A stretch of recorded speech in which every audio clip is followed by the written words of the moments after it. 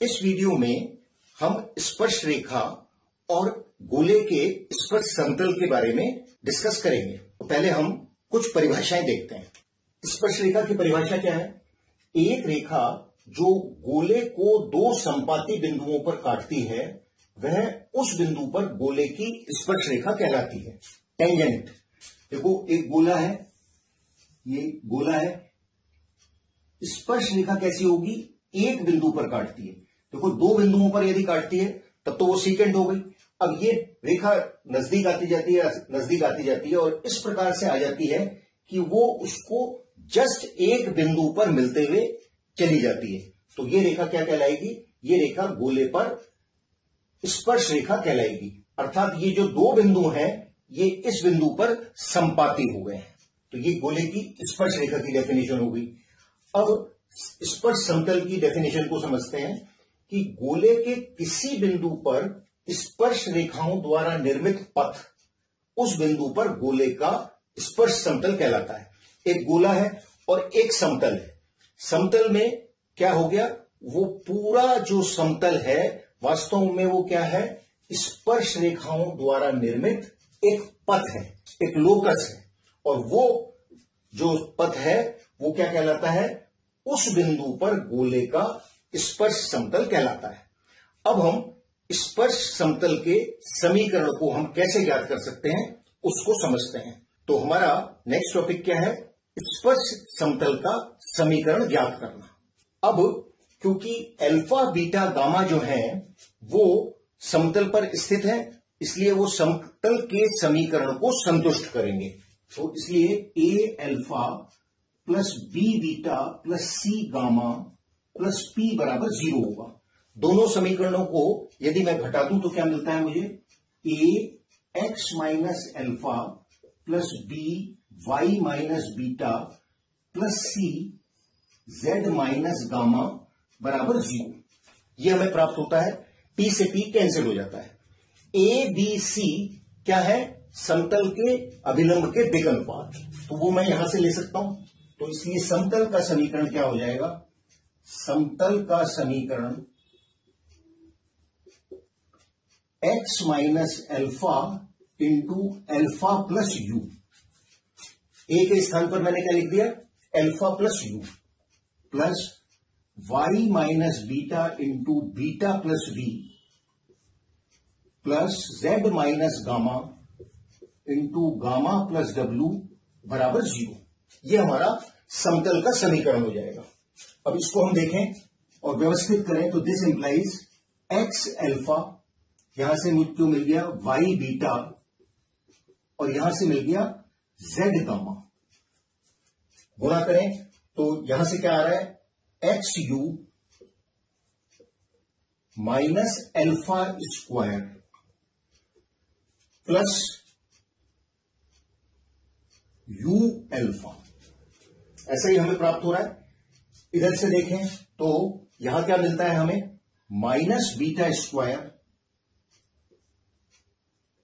Plus Y V minus beta we.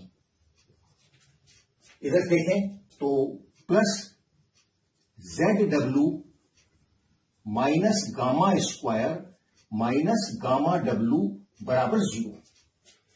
अब यहां हम देखते हैं कि जो अल्फा बीटा गामा है वो गोले के समीकरण को भी संतुष्ट करेंगे क्योंकि ये बिंदु गोले पर भी है।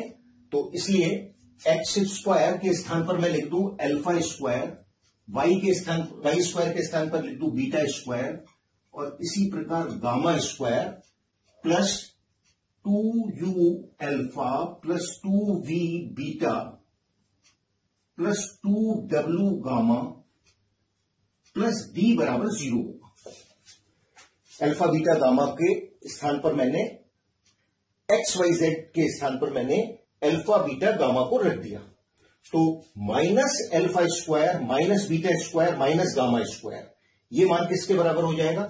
माइनस का ये मान 2u अल्फा 2v बीटा और 2w गामा प्लस डी के बराबर हो जाएगा। तो मान रखने पर X alpha plus Y beta plus Z gamma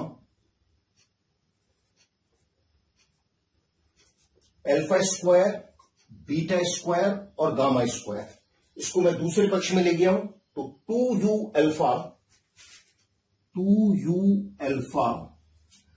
2v beta और प्लस 2w गामा, ऐसा मैंने लिख दिया, प्लस d, और शेष मानों को एज इट इज लिख दूं तो plus X U plus U alpha plus Y V minus V beta plus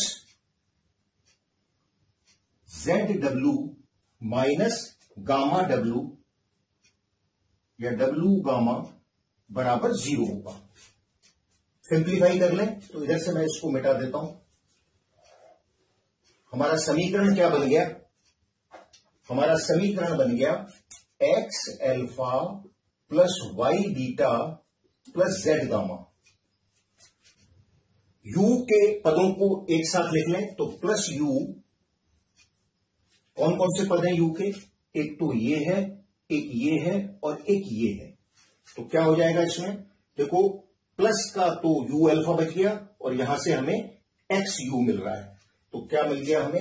x plus alpha, ऐसा हमें प्राप्त हो गया। तो v के गुणांक क्या हो जाएंगे? y प्लस बीटा, और इसी प्रकार w के गुणांक हो जाएंगे z plus gamma plus d बराबर 0। ये हमें समतल का अभिष्ट समीकरण मिलता है। अब हम इस समीकरण को कैसे याद रखना है उसको भी समझ लेते हैं। तो देखो, यहां हमें जो वृत्त का समीकरण है उसमें X square, Y square, Z square, इनको तो किससे चेंज करना होता है? एक्स अल्फा, वाई बीटा और जेड गामा से बदलना होता है। और 2x, 2y, 2z, इसको किससे बदलना होता है? x plus alpha, y plus beta और z प्लस गामा से बदलना होता है। हमारा जो समतल है, जो कि स्पर्श समतल है, उसका समीकरण हम कैसे ज्ञात कर सकते हैं?